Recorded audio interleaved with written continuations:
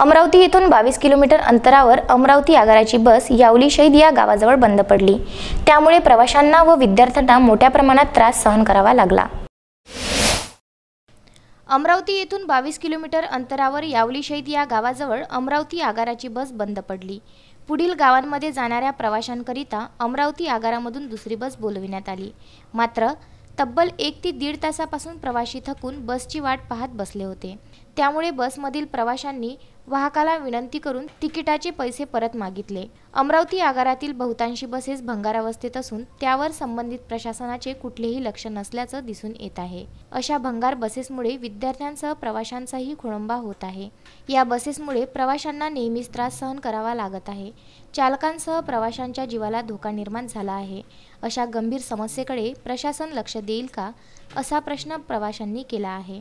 भंगार बसेस दुरुस्त करण्याची मागणी प्रवाशांनी केली आहे। सचिन ढोके, विदर्भ न्यूज, रेवसा।